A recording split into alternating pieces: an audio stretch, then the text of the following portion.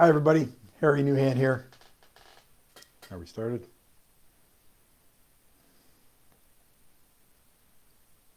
All right. Hi everybody, Harry Newhand here. Monday the 21st. You may not realize this because sometimes in the Midwest it's really cold, but there's only 30 days left until spring. Yep, March 21st is the first day of spring. So here we are, 2/3 of winter's already gone. And we're going into the spring quarter pretty soon. So that's exciting. So I want to talk to you today about, first of all, the class that I did on Saturday was off the hook. It was my most attended class, the most registrations I've had. Had a great time, full of high value content on prospecting and where to find leads. And those that got the value and saw all the tools there and that I shared, we'll never have to worry about where to find leads because we went over a dozen different lead generating ways, different ways of prospecting online and offline, and really got people clear. So that was really cool. We're actually making a course. I'm making a course out of that, and it will be available in a week or two for a small fee. But we'll get to that when it's ready. We'll announce that. Anyway, one of the things that I felt was important to talk about, and I've talked about this before, and you probably hear about it from so many different people, but it really is a real issue, and that is network marketing procrastination. When people get into network marketing, they procrastinate about one of the things is prospecting, lead generating, finding people to talk to, or willing to talk to the people that they're guided to talk to. You know, one of the first things we hear when we get into network marketing is make a list of everybody you know. Well, most people don't want to go through their list because they're still building that trust factor. They're still trying to get to know, well, what am I going to be telling them? So they're still in that learning curve. But the procrastination, the excuses, the reasons why not to get it done are everywhere. And it's not just in the beginning when you get started. After you start going and build a little momentum, because all of a sudden, you know, you're your own boss. You know, you have a sponsor, but you don't have a boss telling you what to do, and you've got freedom and flexibility. And when you start making a little bit of money, you know, you start finding ways to get distracted. And you may not even be looking for ways to get distracted. They just appear. You know, your family starts pulling time away from you. If you're working from home, which most people do when they get into network marketing, you got the TV, the refrigerator.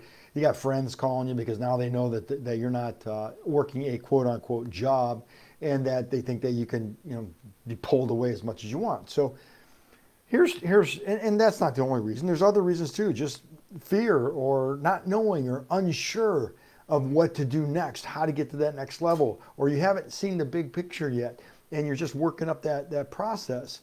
So a couple of things that I want to share with you that might help you because they've helped me. And they've helped so many of my students that I've worked with before. One of them is the first thing you should do is prioritize. What should you be doing next? What should you be doing after that? And then what? And then what? And then what? So make a list of your priorities of work activities. You know, you've got your family priorities and your household priorities, but your work priorities, what needs to be done next?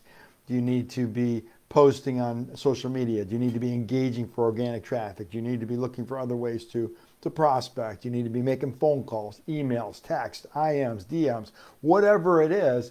Make your list of priorities of things that you have to do and prioritize them, and whatever it is. And you can do this for your whole day. I mean, filter it out throughout your calendar. Your daily to-do list could be your, you know, shopping or going to the bank or going to the post office, whatever it is that you do on a daily basis. Here we have to make time for shoveling the snow or blowing the snow when it snows. And tomorrow it's supposed to rain all day. It's going to melt all the snow we got last week. We got 6 or 8 inches last week. But anyway, I digress a little bit. So back to procrastinating and making your priorities. What I found is when I have a big project, like when I was doing this class, setting up for it, preparing for it, and writing down the content and pulling out my notes and organizing them and putting together a slide deck and promoting with email marketing and touches out there and getting as many people as I could to get to the class.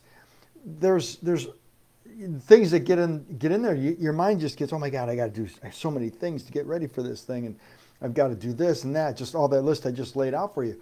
So what helped me is I made the list, and then I prioritized, okay, what do I need to do first? What do I need to do second? Yes, I need the content, because you can't have a class without content.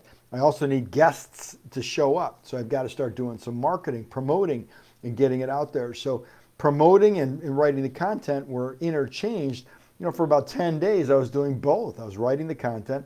A lot of it's from memory, from doing it, but then I went into my notes and got my content. So procrastination comes when we get that feeling of overwhelm. You get that feeling of overwhelm, that's when we start feeling like, oh my God, I got so many things to do, I'm not going to do anything. It paralyzes us. And those of you that go through it, you may be in it now, or you may understand what I'm talking about, or you may be putting the pieces together now that you're hearing it. So when you get into that phase of overwhelm, and you get into that phase of procrastination, they kind of go hand in hand, because most people procrastinate of doing the next thing because they feel like they've got too much to do. So here's how you can overcome it. One, prioritize, chunk it down into pieces. The next thing is do the next right thing. What needs to be done next? And focus on that. And if you need to take a break after you do it. So for me, when I was writing my content, I'd spend an hour writing my content, or an outline, then filling the pieces, or maybe even 2 hours, and then I'd walk away and do something else on the list. So I wasn't feeling overburdened. I wasn't feeling anxiety, because I was getting it down in pieces that were comfortable for me. So the next thing is be present. Be in the present moment. Be here now. So when I was doing my content, I was all about the content. I wasn't worried about what was going on around me, what needed to be done. I wasn't worried that it was snowing outside and I was going to have to shovel snow or blow snow. So I got rid of all that, and I focused on what I'm doing. So as long as you're in the present moment, doing the next right thing, after you've prioritized and chunked it down, watch the weight just comes off your shoulders. The anxiety goes away. You say, wow, I can do this. And just make little baby steps, incremental. Here's one thing Jim Rohn taught me. He said, make measurable progress in reasonable time. In anything you do, make measurable progress in reasonable time. So as long as you're making a little bit of progress and it's noticeable, it helps you feel better about going after. There were a couple days where I didn't even go to my content at all. I wanted it to resonate. What I've already written down, resonate, and then when I went back to it, I reorganized the outline, then filled in the content and added more pieces to it. So is this going to go 2 hours? Is this enough for 2 hours? Is this enough for 3 hours? Then I have to piece that together and practicing it over and over again. So that was all part of the process. So here we go. Prioritize and chunk it down. Do the next right thing. And be present in the thing that you're doing. So you're just focusing on that one thing and block everything else away, because it's on the list. It's going to be there when you get done. Focus on the step that you're working on right now. So hopefully that helps everybody. By the way, if you didn't hear last week's Facebook Live, I let everybody know that you can subscribe to my YouTube channel. I've got a lot of these videos on YouTube, and I've got other trainings on YouTube revolved around leadership, personal growth, personal development, network marketing. So if you want to grow your business, grow yourself. And why do I tell you?